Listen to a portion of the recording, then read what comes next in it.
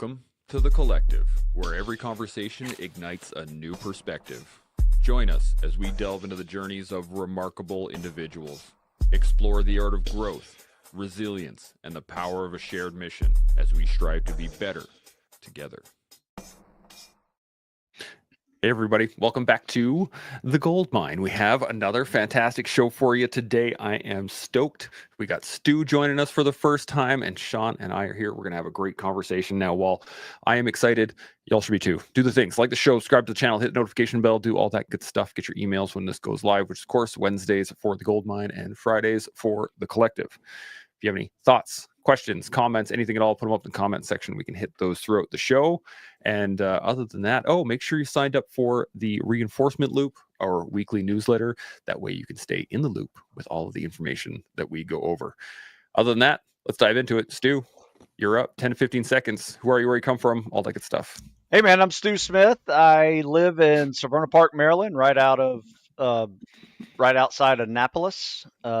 Do some work at the Naval Academy to help training young men and women who are wanting to serve at advanced levels like Navy SEAL, EOD, Marine Corps. And I also have a local program where I train kids for free who want to serve, military, law enforcement, firefighters. And that takes up a good amount of my time. So I work out and I write about it, but I primarily focus on tactical fitness. Boom. I love it. Shaun, how's Mountain treating you? Well, things are good. I do love these kind of conversations. I'm looking forward to having my mind opened, of course, but interested to see where we end up at an hour from now. It's going to be good. I picked today's topic, paid wisdom, because I looked at your background, Stu. I looked at Shaun's background. I looked at my background, and I was like, what is the one thing that we've all had to do for the wisdom that we have in our lives right now is we've had to pay for it. We all seem to have that same mindset of just like, I'm going to take the hard road and smash my head against the wall for a little while to learn it. So when you saw that was the topic, what was your first thought?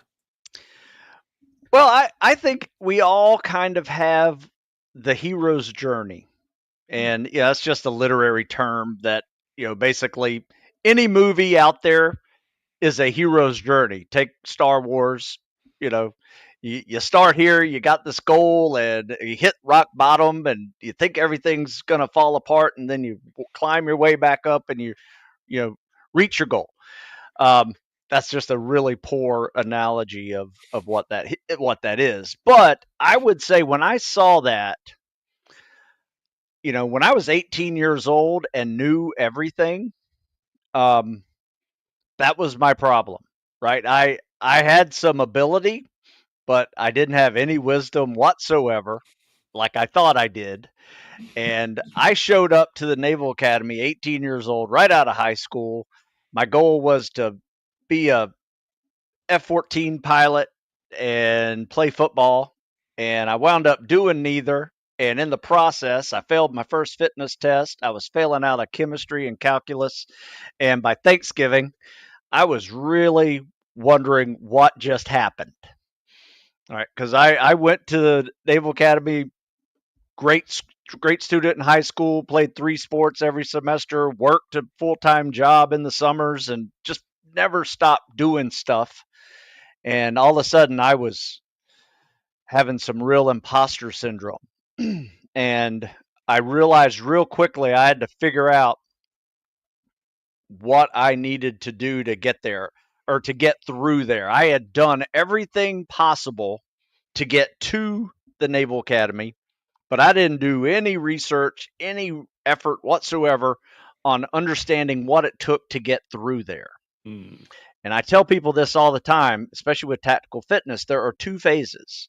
And unfortunately, especially in the special ops world where people screw up, and the reason why we have such high attrition rates is most people just do phase 1 of tactical fitness and they don't focus on phase 2. And real quick, phase 1 is focusing specifically on that entrance exam process, whatever that is, a fitness test, IFT, PST, fitness test, medical, ASFAB, all that stuff. You have to pass all of this to get accepted.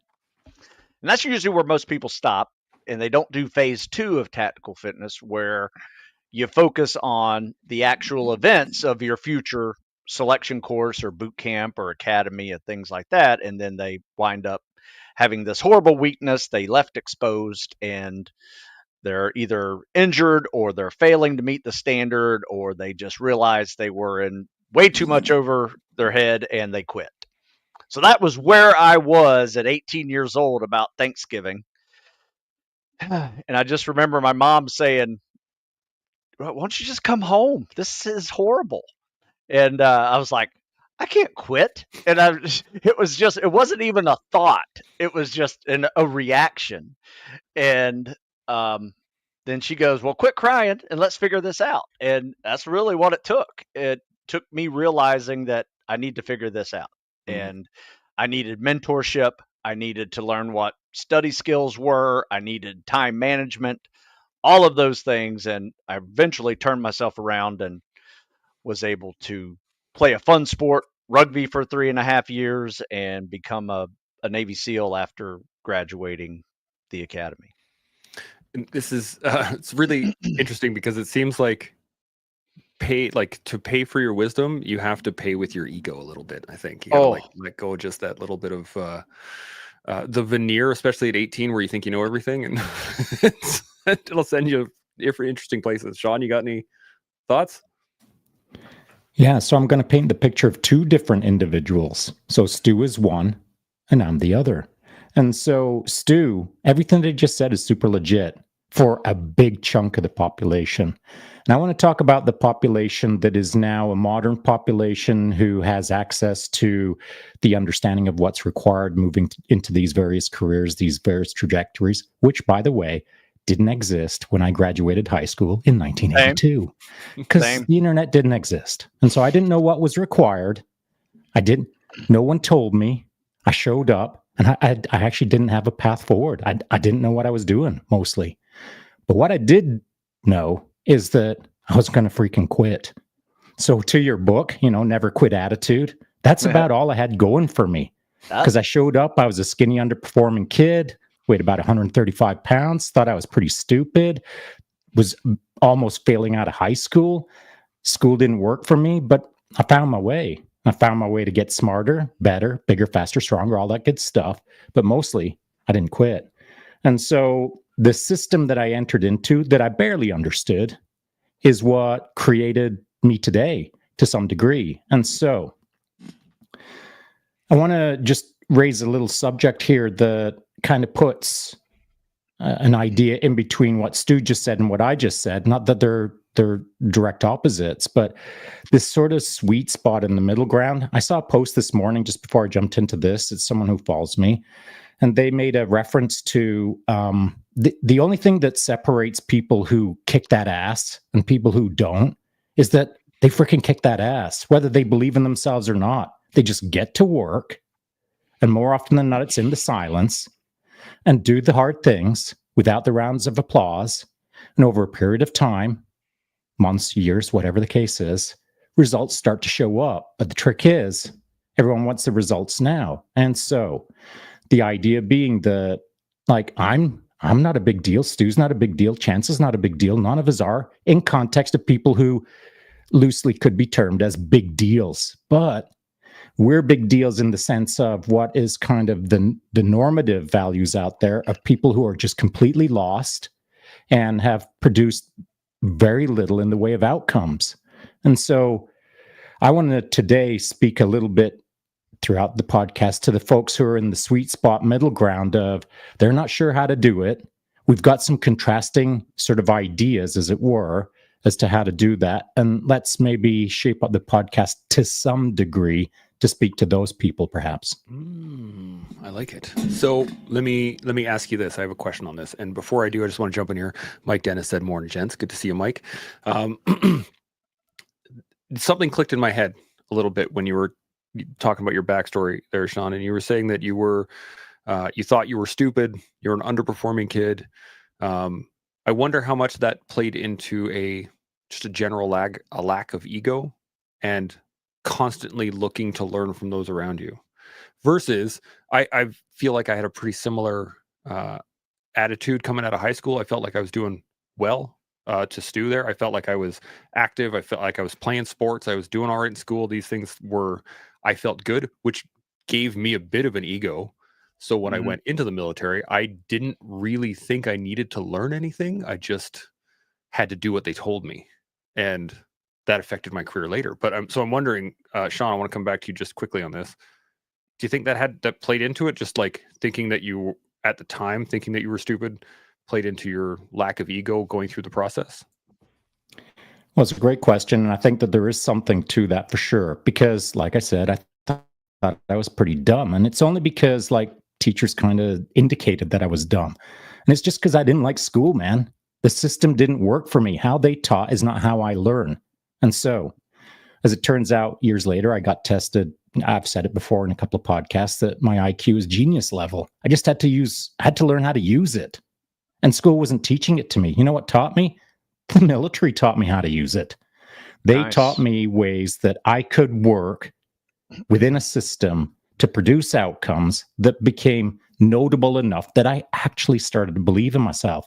Because when I showed up on day one, to your chance point, it's less about the ego, because I didn't even understand. I could barely spell ego back then. It was so unfamiliar as a term to me.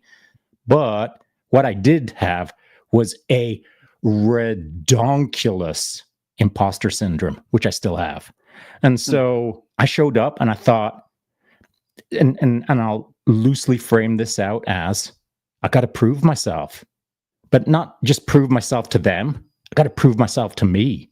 And so that was really an important understanding for me. And it's an important understanding for anyone out there.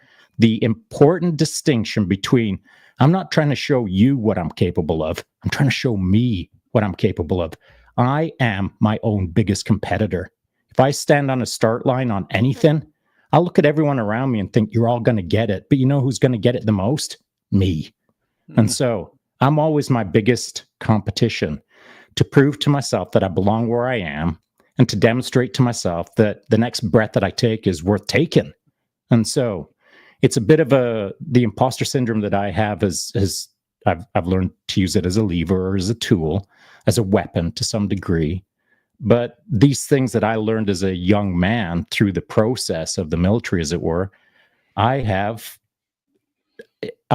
deeply considered them on ways to use them to produce a better outcome in life. There's so much in that. Stu, what do you got? Yeah, I have to say this. I think you're right. We kind of like two different limbs, but from the same tree. And I think what best way that I can explain it is what taught me the most through that experience that I mentioned was failing was a learning experience. It was not the end of my journey, right? I didn't even think about quitting because I had a little bit of what Shaun was talking about in my mind of, and this is one of my favorite sayings too. You never think about quitting when you think about winning. And you might not win, like be number one in whatever you're doing. But if you're thinking about competing and being in that front of whatever it is, you're not going to think about quitting. It's not even a thought process to you. And you can apply that to a marathon. You can apply it to BUDS training, SF training, whatever you want to do it with. But that's feeling of competing, I think, drives a lot of it. And it helps you take away that imposter syndrome, or at least deal with it better. And it gives you a little more confidence going into it that, I'm just going to win this. And you get excited about the events. I remember I was going through BUDS on Sunday, and how many people have been excited on Sunday for Monday, right? If you think about your life, when I was going through school, Sunday was like, oh man, got to go to school tomorrow. Got to get my homework done, all that stuff. And, I was excited for Monday. I was excited to start the first event and compete with people and see if I could be faster than I was the last time in that event, or, so that was a good mindset for me. I have this little thing click in the back of my head right now, and it's do you want to be here? And I remember being asked this many a time throughout my training, and I've seen it in basically every military movie. I mean, they always in the training phase are always like, "Do you really want to be here?" But that's what kind of sunk in with me there, Stu. Is the fact that uh, if I'm excited to go into it, and if I have this thing like I'm going to win this, I'm excited to be there. I want to be there. I more than anything else, I just want to be there in it, and I think that has something to do with it because we're talking about, you know, paid wisdom as the topic of today. You have to want the wisdom. You have to want it, otherwise, it doesn't matter what you paid. It won't stick. If that makes any sense. Shaun, you got anything on this? So early on, I didn't know what wisdom was. And in my 60s, I'm just starting to realize that I've got a bit of it. But in my 20s, I don't think I had any. What I did have was the life in front of me that I was going to kick that ass in. And so that's where I started to learn my lessons, is kicking my own ass, kicking any ass that was around me. I was just into hardcore competing against anything. Who could stack the sandbags fastest, tallest, and then once they're stacked, who could jump over them or kick them over or whatever. Anything in life to me is a game to compete in. And I don't need partners. I don't need someone on my left and right to line up and look at me and start chirping about, hey, let's compete. Every single thing that I do in life is I'm gamifying. Chance, how many times have I said that? I've said it relentlessly. I gamify life. And that doesn't mean that I take a lot. That doesn't mean that I take things casually or that I'm clowning around when I say gamify. Like, I'm looking for results. I'm looking to push my own envelope. This morning, I'll do something that I have never imagined before. I will force myself. And when I say force, I don't mean like twist my own arm. I will intentionally push my own curiosity and imagination to create something today that I've never done before. It doesn't matter what it is. It'll be a novel idea that I will take to the extension of the novel challenge that I've self-designed in absence of anyone else around me. No one will get to see it. Maybe I'll film it later today. Who knows? But it will be something that I will push myself into to explore it and see what I learn. And more often than not, I learn my failure points, and I'll learn something in the process that intrigues me or pleases me or satisfies me for whatever reason. And there's not a day in my life that I haven't done that.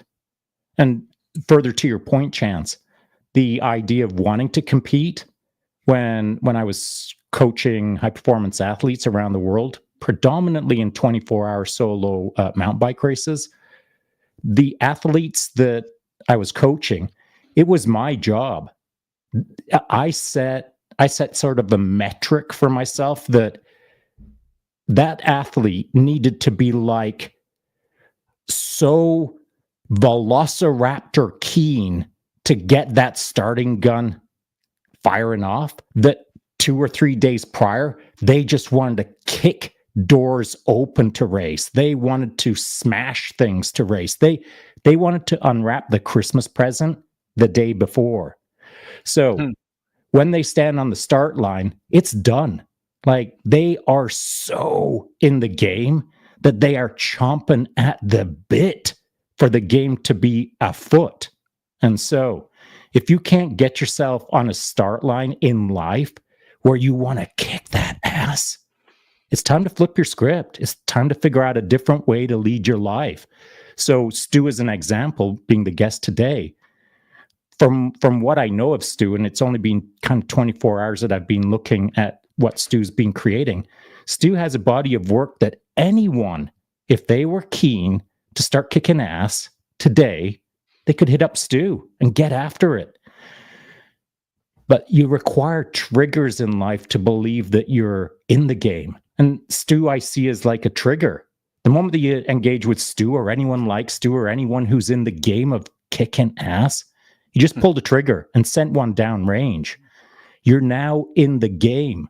Where it goes wrong, as I see it, that middle ground of sloppy, not really accomplishing anything, is because you're not reaching for a trigger.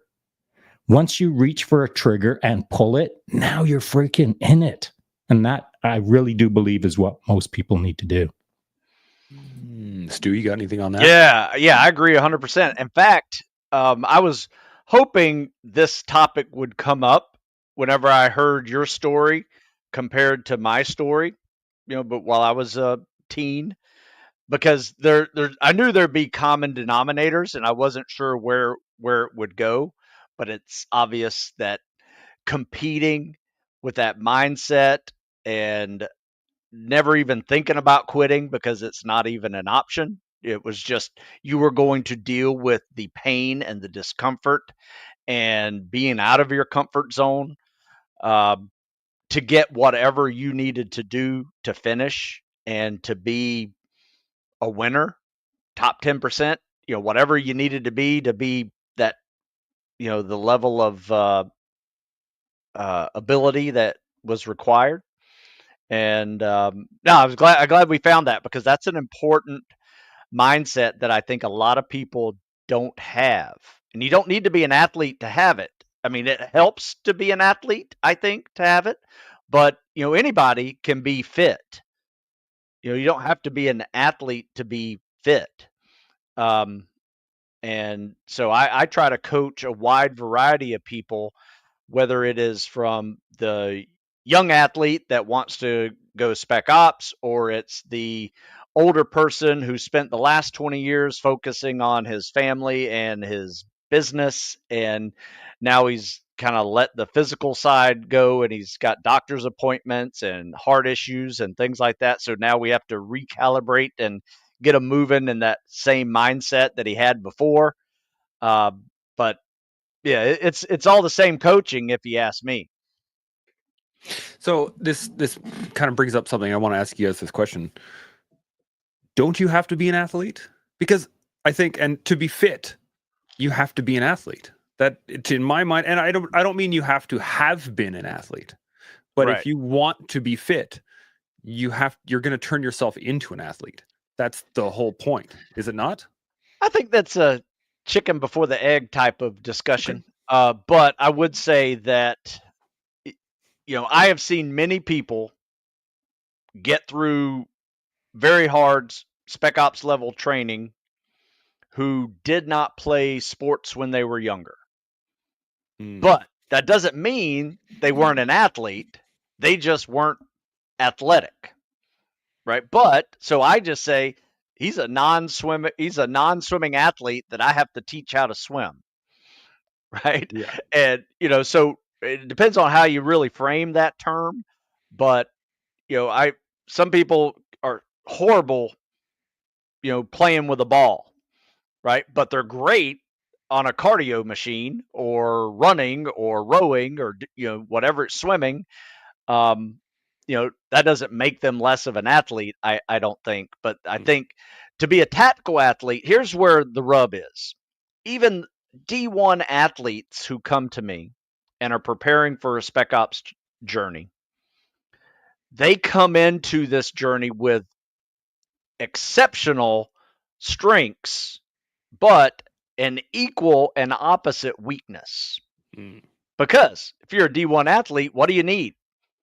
Depending on that athletics ability, you probably need, if you're a swimmer, you need to know how to swim. You need to have some endurance, a lot of endurance, like A+ level endurance and A+ level technique. But with that comes a horrible weakness of you've been playing around in zero gravity for years, and now we're going to put you under a ruck. We're going to run. We're going to lift. We're going to do calisthenics. And all of those weaknesses, strength, speed, agility. You ever see a swimmer on an agility ladder? That's a good one. And so, I mean, and here's the thing, though.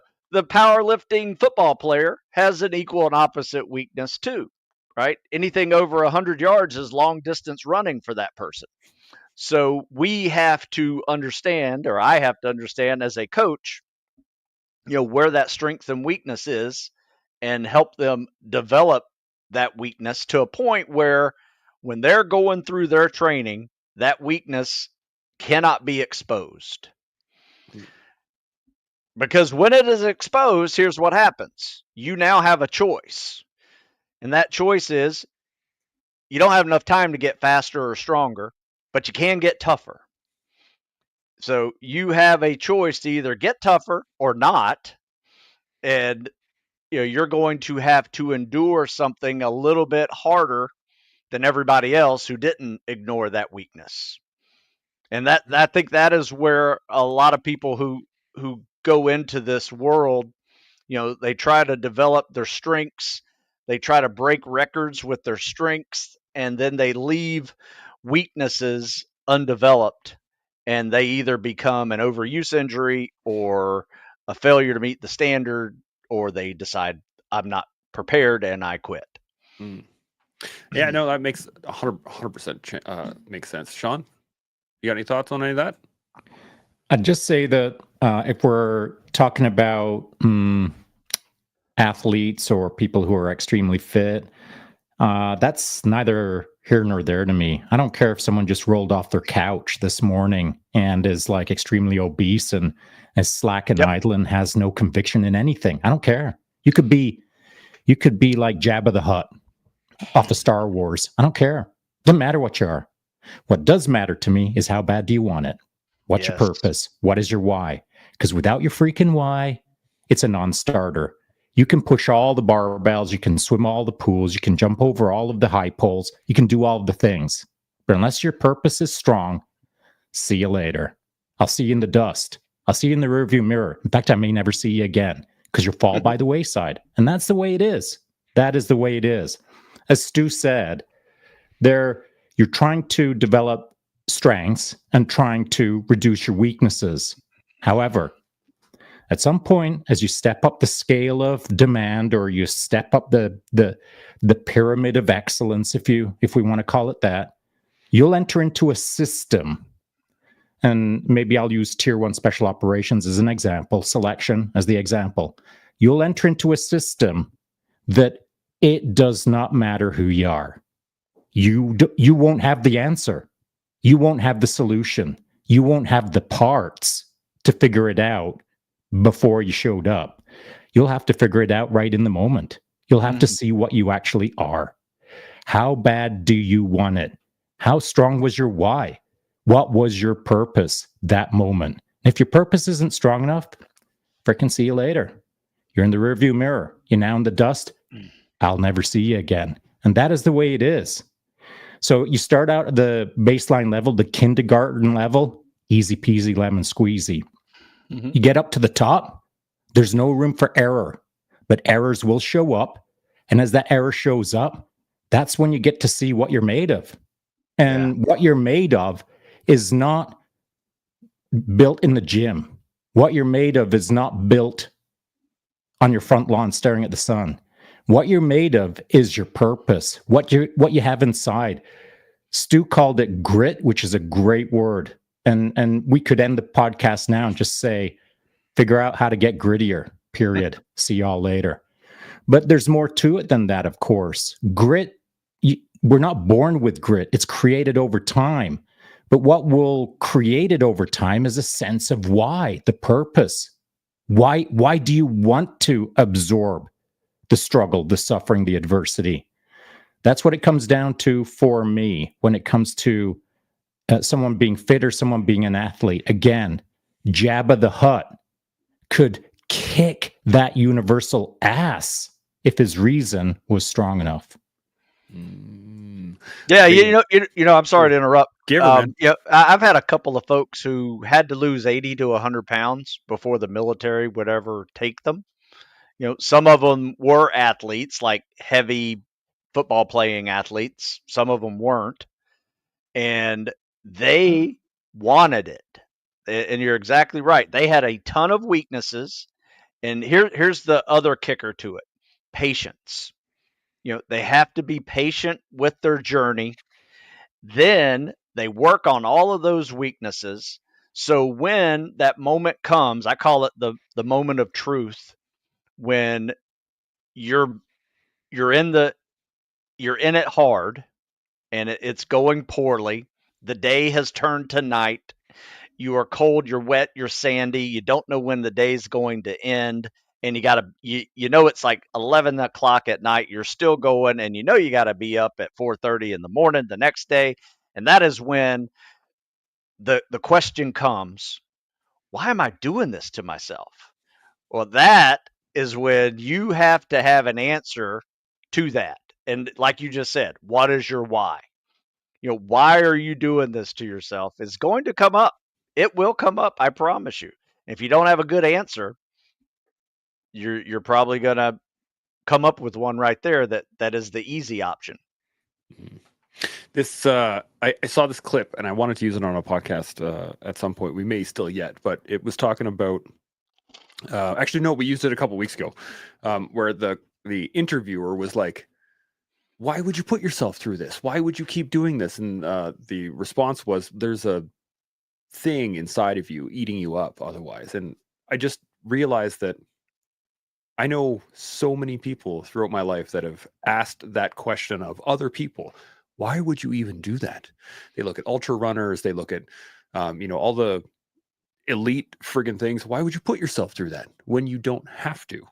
But I think that is not just to understand your own why, but if you can't conjure up why somebody else would do it, like just even off of a whim, then it seems that you haven't put any thought into yours. Like it's a pretty obvious delineator between that.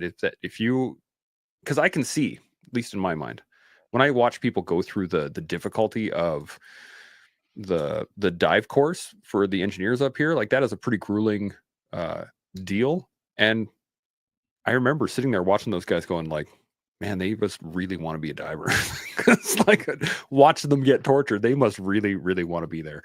I love this conversation so far. This is just awesome. Shaun, you got anything else? Yeah. So why did they want to be there? And so here's an interesting part of the podcast that I think we just entered into is that conversation isn't often publicly had. Like no one steps up on those divers as they're crunching out all the burpees and push-ups and all of the good stuff. And no one says stop, stand up, everyone facing this direction. Starting from the left, moving to the right, every man and woman right now, explain your reason for why you're here. That just doesn't happen. Because there's a training cycle, because the evolution in that moment has to keep going. And that's one of the things about the green machine is that it keeps charging ahead. But there is never a time when it's like, all right, time out. Everyone sit down, relax. We're going to do a kumbaya moment. Let's all just hold hands and talk about our inner feelings, and let's talk about our inner drive and what motivates us. And that doesn't happen either. And so we have this gap certainly in the military, but definitely in society, where no one freaking really understands why a lot of these things are done. My wife is an ultra runner. We were just in Thailand at the end of last year. She was doing a UTMB World Championship Series run. And I'm not a big runner. She was out there kicking that ass in the bonkers heat. And it's easy for lots of people to watch that happen and think, well, why would she do that? Well, I understand why. Because most of my life has been built on thinking about these kind of why questions. My wife knows why, because she was out there and finished the big bad boy. But there's lots of people that I know, casually or closely, that they don't know this kind of stuff. They don't know why these things are done. They don't understand the purpose of these things because they've never engaged in them. But more importantly, it's not a common conversation. It is not common. I was watching a video last night on YouTube, and it was talking about how to kind of just be in the moment, be present, not think in the future, not think in the past, just freaking exist right now as I am. Being in the moment is something that you can't just grab a book off the shelf, read a half a chapter, and understand it completely. At least I couldn't. And so I had to put myself in situations where I could understand being present or being mindful more frequently. And one of the ways I did it was doing 30 24-hour solos. Because when you're doing a 24-hour solo mountain bike race, guess what? There's no tunes. You don't get to listen to music. It's freaking bonkers competitive. One of the first things you're looking forward to is like the sun rising the following day. And so you're out there in the pitch black, putting the hurt locker on yourself. Why? Why are you there? Because every second that goes by with your red monkey ass that's on fire, you just want to get off the bike. You just want to get off the bike. You just want it all to end. But you don't want it to end. You actually want it to go more. Because if you're in the game of learning about yourself, 12 hours in ain't enough. 24 hours in ain't enough. You want more. You want to dig deeper. You want to find out who you are at your core. You want to test yourself enough that you realize the value of being tested. And that's a difficult conversation to just like package up into a little ball and hand to someone and say, there you go. Now you understand. These things aren't understood academically. They're best understood through blood, sweat, and tears. And so the conversations that need to happen aren't happening. And the tests that are required to reinforce the ideas are not happening. And therefore, there's this middle ground of society, I would say, that wants more for themselves, for their family, for their country, for their world. They want more. They just don't know, quote unquote, how to. Well, I say get off the couch, figure out your why. And then, as Stu said, it was critical and we almost bypassed it. He said, time. It requires time, not a day, not a week, not a month, not a year, sometimes a decade. These things where you'll learn deep lessons about yourself and how to run your own best program takes way longer, way more consistency, way more bite down on your mouthpiece than I think most people realize. This is fantastic. I got so many things I want to talk about. I just want to hit these real quick before we do. Dan C jumped in here a little bit earlier. He said 100%. I still have imposter syndrome every single day, but it makes me work harder to be the best, which is a fantastic point. On the Instagram side, we got Andrew Bovard jumping in here, Annie Oakley jumping in here. Good to see you both. Andrew Bovard says 2 steps forward, 1 step back. And Annie jumps in here with developing a sense of awareness is also a game changer, which is, I think, a very key thing. And Andrew jumps it back in, says sunrise is the best part of a 24-hour bike ride. I can imagine that would be a beautiful, beautiful moment. Well, it is. And so let me just throw out there, Andrew Bovard is someone who I've raced 24-hour solo world championships around the world. I coached him for nearly a decade. I'm surprised that he's on here right now. Blovers, what is even going on? But I love the fact that I have friends who have kicked so much ass that we don't have to have these conversations. Next time I see the Blovers, we'll shake hands and we'll talk about stuff that has got nothing to do with kicking ass. We'll just have a few laughs, enjoy coffee, talk about what's up, what do you got planned this year, et cetera, et cetera. But it's not like pumping our chests or beating our chests, or we don't have to jump down and see who can do the most push-ups. The push-up game, that's been established over a decade of racing around the world together. So, maybe something that we can talk about maybe now is find people who you can call friends or acquaintances or get in your gang that not only hold you accountable, but also understand you. What do you think, you need a tribe, 100%. You need a tribe. But I want to go back to a couple things that were, I think, really important.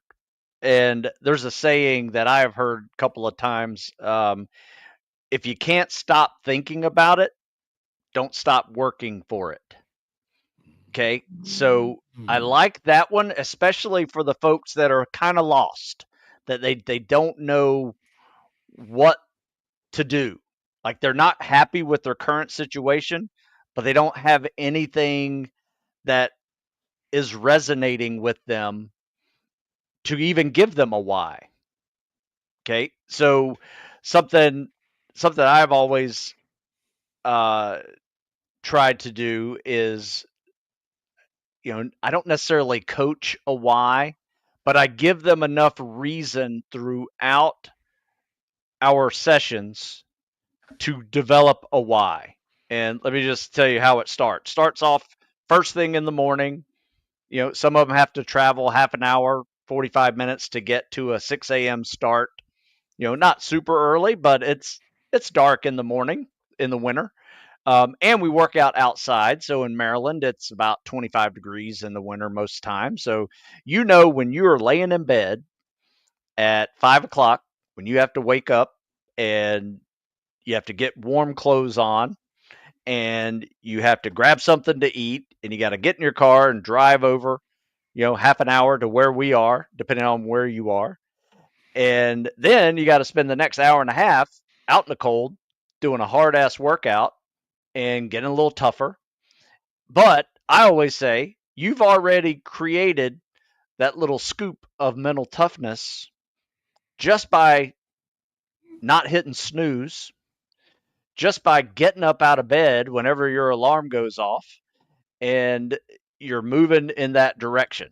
I mean, that right there is the first steps to building mental toughness and finding something. So if you are kind of lost and you don't really know what to do, start doing things that make you a little tougher. And it doesn't have to be that difficult. If you're not used to working out, just wake up earlier, wake up an hour earlier and go for a 30-minute walk. Indoors, outdoors, doesn't really matter. If you really want to add to the toughness to it, do it in the winter. It sucks. It sucks, and it's not fun. And there's going to be multiple times when your brain's saying, "Oh no, I don't want to do that. It's too cold out here." By doing these little things, you start priming the pump to being able to get things done, and then you start listening to yourself a little more, and you actually realize, "Hey, you know what? I bet I could do that," or that seems interesting. I'd like to go try that out. That could be a 5K. It could be a marathon. It could be going to college, whatever. Just get moving and then it starts evolving. And, like we said earlier, it takes time and it takes patience, but you're going to build this mindset only by consistency. That's the key to it all, is doing something every single day that is just a little bit difficult. And you build some accomplishment, you build some confidence, and it grows from there. I love this, and it brought up a memory in my head of Shaun using his Jedi mind tricks on me specifically for this show. And it drove me nuts. So the first year we did a show a day, and he basically handed me the reins and was like, go find people. We got to have guests. And so we had guests every single day for friggin' over a year. There was a period of time where we didn't, it was quite a while. Anyway. And then he was like, yeah, we need clips. We need to start editing these things down. And I was like, I don't really want to. I mean, I have some experience. I guess okay, I'll do one for a thing. And it just became this development of, I think he already knew the creative side of the game of it, right? Yes, he's giggling already. And I started playing that creative game, but it was consistent. I had to I had a show every day. I had to have a clip from that show every day. And just the consistent work in that realm has now gotten me to where I'm like, I just bought a brand new system so that I can clean house and I can make really cool stuff and play the next level game where I'm at now, which is the level of editing that we're getting into. It is annoying, Mr. Shaun, when somebody else does it to you.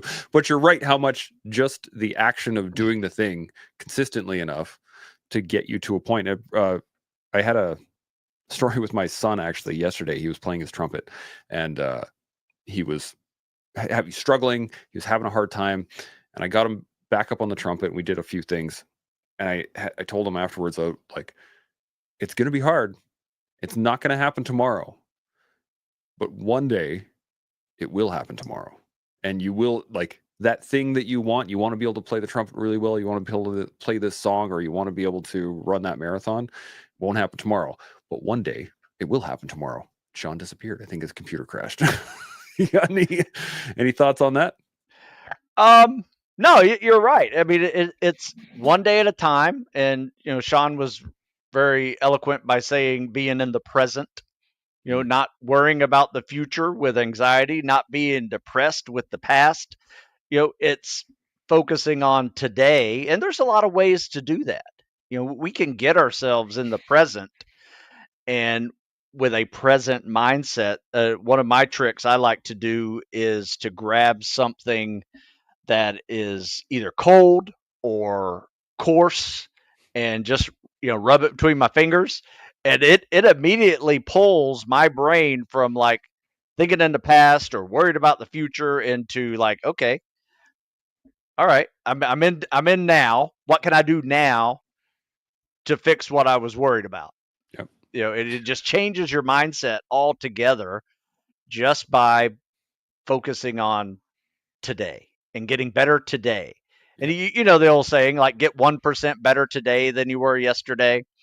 That's an incremental progression that is absolutely required, no matter what skill you're trying to master. Yeah, I agree with you, and I think this is where it changes for some people, because it clicked in my head a little while ago. I wrote it down. Seeking failure. No, I'm on the wrong side here. The issue with seeking failure, at least for me, was I never really got to failure.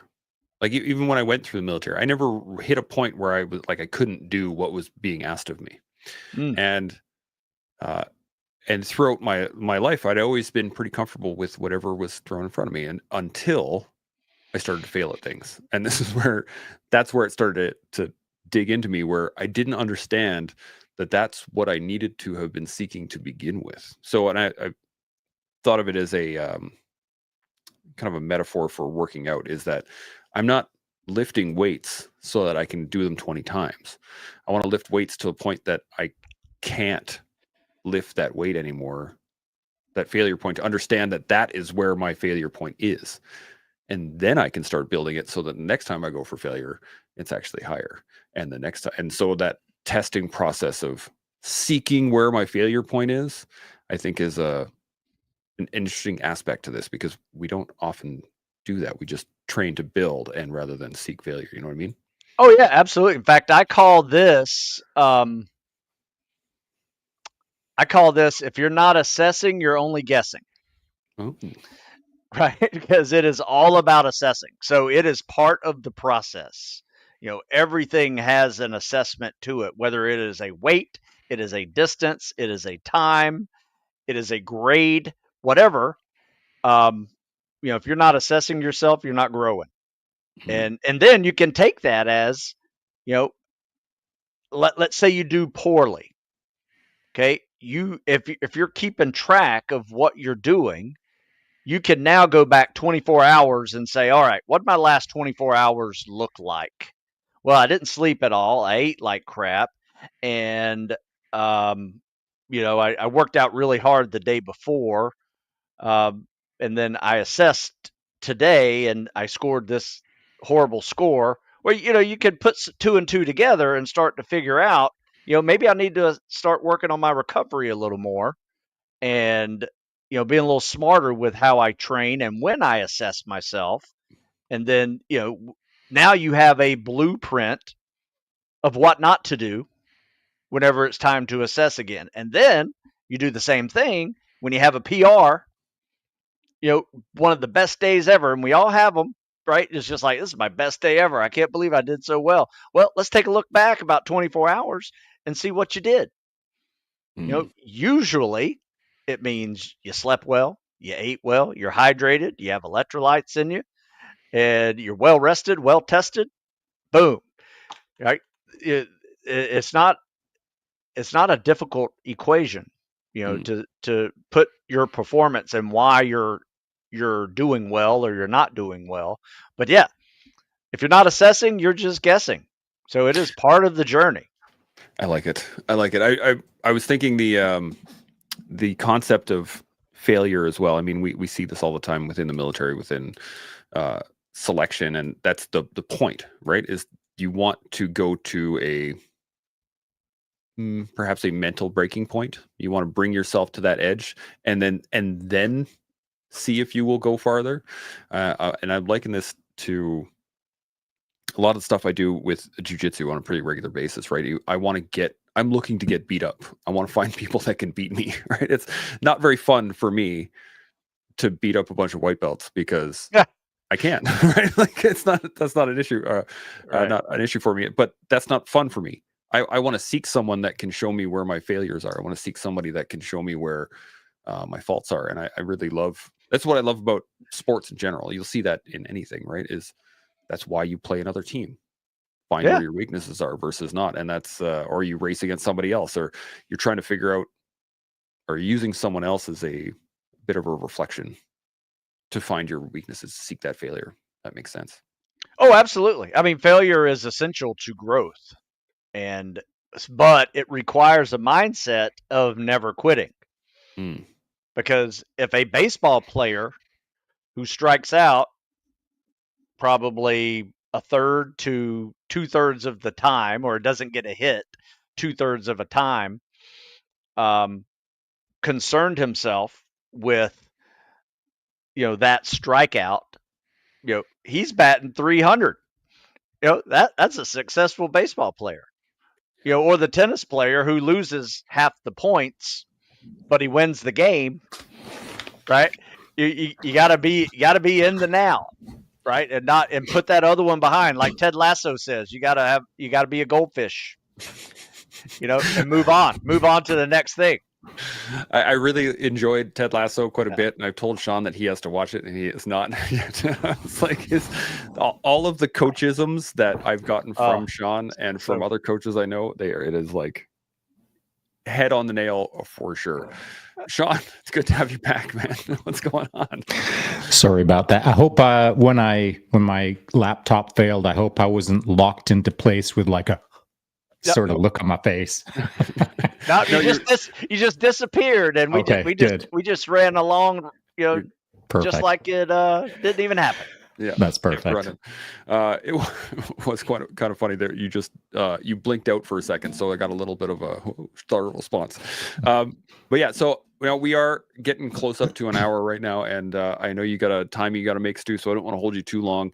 But let's get some final thoughts. Anything at all on anything we've talked about? Paid wisdom, on failure, on whatever we've gone over? Anything at all? I think the one thing that ties it all together is being in a competitive mindset, and it doesn't have to be with other people. It can be against yourself. It can be against your watch, whatever. As you said, gamify your world. I just got through raking a whole bunch of leaves and mowing my grass, and I timed myself just to see if I could beat my PR from last year. And it makes it easier. I don't know what about it is. It just makes it more fun, makes it easier. Otherwise, it's a drudge, and you don't want to do it. Yeah. Right? You can definitely find a reason to do it, and a reason to do it well, if you are in that competitive mindset. But you have to be consistent about it. So the question is, did you win? Did you beat yourself from last year? I did not. But it was a close one. It was a close one. You're getting old, buddy. Yeah, you know what happened? Here's what happened. Here we go. Oh, here we go. Stack up the excuses. It's a big excuse. My county went from plastic garbage bags that you could put leaves in to paper. And now I can't fill in as much because I get these contractor bags and just load it. I'd be a machine loading these contractor bags, and you could sit on them, you could do whatever you want, overstuff them, but you can't do that with these paper bags, and it's just slows my game down a little bit. But I got it done anyway. Sounds like the county did you a favor by throwing in a new variable that has dialed up the rotary dial on the challenge game. Yeah, had to change my game a little bit, come up with some new strategies to overcome the obstacle. That's I right. think you were just getting too good to begin with, and the county was like, "No, They he's noticed. too good. He's too fast. They We got to noticed. change that." 100% they did. Shaun, Yeah. you got any final thoughts on any of this? Yeah, sorry to everyone that I dropped out and missed part of the conversation. But on paid wisdom, I feel like we were just starting to get rolling into the topic at hand, and I'd simply like to say this, or leave everyone with this: that wisdom isn't free, and it doesn't come cheap. It is something that you have to blood, sweat, and tear to get, and you can surround yourself with all the right people. You can read all the books. You can see all the movies. You can attend all the talks. You can do all the stuff. But until you start bleeding, sweating, and tearing, you ain't gonna achieve any wisdom that's worth its salt. So, do all of your things to become a better person. But one of the things you have to do is pay a small price every day, and that is in blood, sweat, and tears. I'm going to end this on a postulation here, and I know it's going to bug you, Shaun, because you're going to end on a question. But how about this then?